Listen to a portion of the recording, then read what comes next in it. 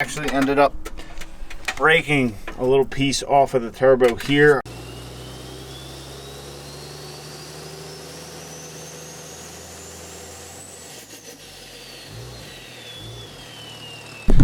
Hello guys, welcome back to the channel, welcome back to the garage, and welcome to a bittersweet moment. So today we're going to be working on Caitlin. As you guys know, we had some massive transmission failure with her. We're working on getting that sorted out. We have stuff on the way. But to help with that and to make sure we have no more transmission issues, because we are not swapping the truck or anything like that, we're getting a factory replacement transmission. We're getting a pull-out transmission, a good transmission, and putting that in Caitlin. So needless to say, she makes too much power. Now, it is just a stock fueled truck, but it is second gen swapped. It has an S400 8390 turbo on it. It's been a great little turbo.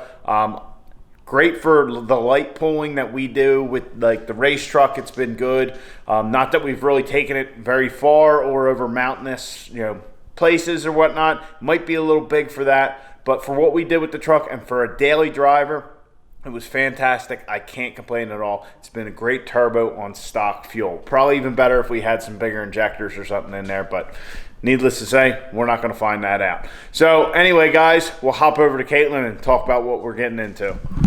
So guys, there it is. There is our second gen turbo swap. We have our stainless diesel manifold, our S467. It's just a box BorgWarner turbo.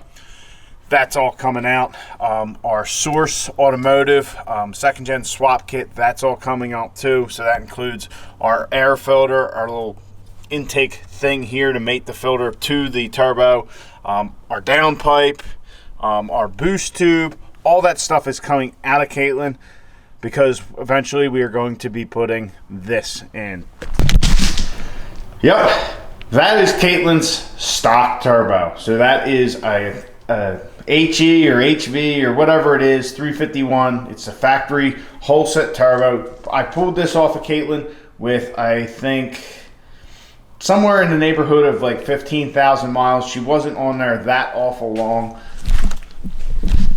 But needless to say, like I said, we're going back to like a factory transmission, a pull-out transmission. So the problem with the 467 is when I had that turbo on the truck with the original factory transmission, yeah, well, that's why we needed to get a built transmission, because as soon as I put that turbo on there, if you would whack the throttle, rather than like gradually getting into it in any of the overdrives, it would just, buck and the transmission was slipping.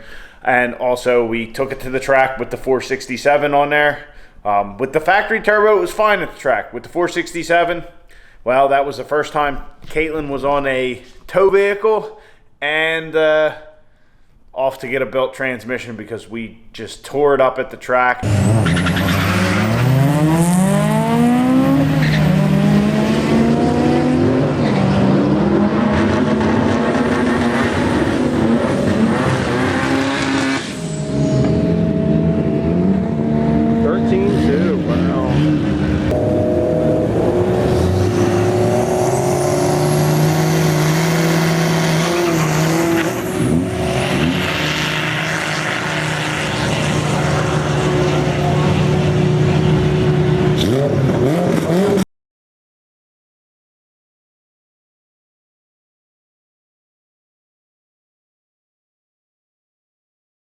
And she couldn't move. We blew the low reverse sprag out of it, which is what I thought was wrong with this transmission.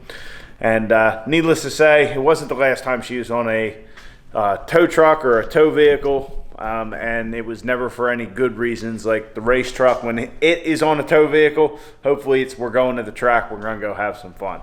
So anyway, guys, let's jump into it and get this second gen swap off there.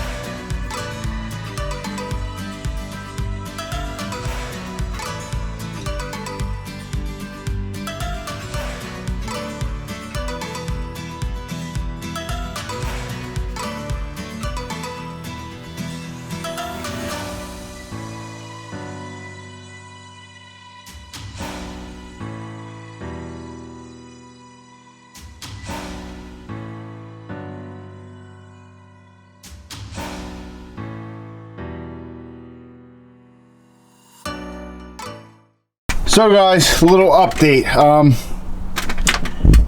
The first part of the project was going very well. Get the intake off, the compressor cover. Compressor cover's a little tight in there, but I remember it being tight getting it in there years ago. Everything was going well. Got the exhaust manifold unbolted, the downpipe off, all that. The center section of the turbo, I could not get out. I actually ended up breaking a little piece off of the turbo here. Hopefully when I get it out, you'll see it better. And here, I took my screwdriver in trying to pry it out because that thing is just like jammed up in there. I can't get it out. So then I was going to pull like the whole turbo off itself, but I could feel the nuts were just starting to round off. Because I couldn't get on. I was getting them on them with the wrench, but I could just feel like something wasn't right, like they're rounding off. So, yeah, that's when I started pulling the exhaust manifold bolts, and we're going to just try and pull the whole thing together. It's going to be heavy, but hopefully we can get it. I tried once already, but I couldn't get it because it was hitting the studs for the exhaust manifold. These studs right here. So I pulled all but the center two on the top out, and we're going to give this a go. So we're going to try and pull our stainless diesel manifold, which is not light, and our S467 8390 turbo. So wish me luck, and hopefully we get it out. And I should probably have the compressor cover on there to do it, but the compressor cover I just managed to get down below, and I can't get it back out, and it just... This was a lot easier to install if I remember correctly, but then again, it's been quite a while. But yeah, that center section is just jammed up in there. I don't know what it is. I guess all the heat cycles and whatnot. But anyhow, let's see if we can pull this thing out of here.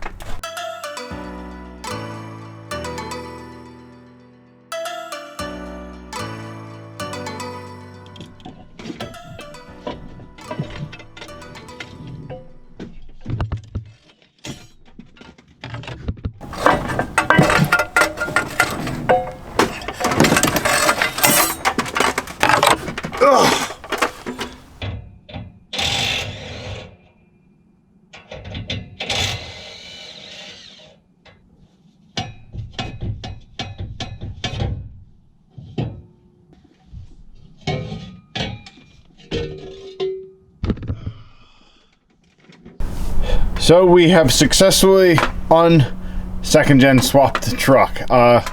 Yeah, so much more room now. But yeah, it did not go exactly how I wanted to, but pulling the stainless manifold out with the 467 on it actually wasn't too bad. I was kind of surprised. One thing I did forget, I completely forgot about the oil drain, so I started to pull it up, and then it kind of got stuck. What's going on here? Look down, there's the oil drain. So yeah, the stainless manifold and all that's out, and wow, it's I never thought this day would come. So here is our second gen swap kit. Our intake, our boost tube, our exhaust clamp, our downpipe. Our downpipe, as you can see, has been cut before because I tried shortening it up because it rubbed originally, I think that's why I cut it. I can't remember 100%. And then if you look at this big stupid weld on there, if you guys remember, I think I only ever just commented about it because obviously I didn't have the time to do it or to really film it or anything. We were heading out to UCC, me and Bob, this year, and the truck had an exhaust rail. I had it for a while, and I just thought, oh, it's a loose clamp or it's rubbing on a cross member. I was like, you know what? I don't want to listen to this for 9 hours. Let's take care of it. Well, here, the flange had actually broken off of the downpipe. It just, from it sitting there all these years rattling around, it finally broke, I guess. And of course, I was neglectful in not fixing it because I thought it was just something loose in the exhaust and not a big deal. Well, something was loose because it wasn't connected. So I kind of piecemealed it back together. I mean, this is the night before we're leaving for UCC. You know, got to go to work the next day, and then we're heading right out to Indiana. So I had to fix it. I found a flange that was originally on the drag truck. I cut up our little selectable hood stack exhaust that I had, put this thing on there, and of course I welded it solid thinking it was good, and it didn't work. So I cut it and spread it and all this, and I don't know if you guys can really make that out, but it just kind of gnarly. Got like a pipe within a pipe, but it worked. It held. Just kind of a neat little story. Yeah, one of them things you kind of just do and forget about. And then our stainless diesel manifold in our S467. As I said before, this center section is just stuck in there. I'm gonna try and get it out and just see. I think the turbo is probably salvageable.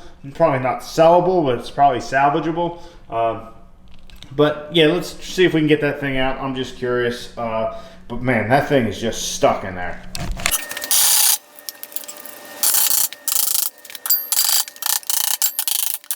So I got it out with a little persuasion. I had to just I had to beat around the edge here in a bunch of different spots to get it out. I mean, it was just all jammed up, but you can see where I broke it.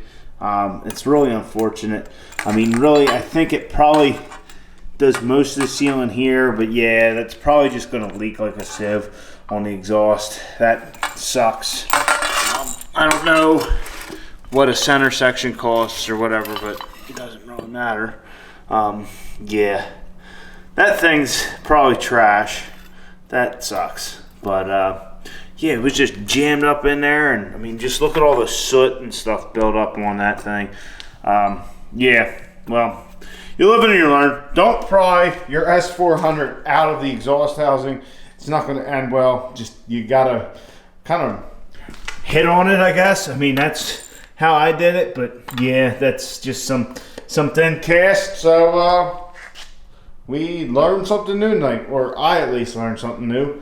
Don't beat on your S400, or don't pry on your S400 flange.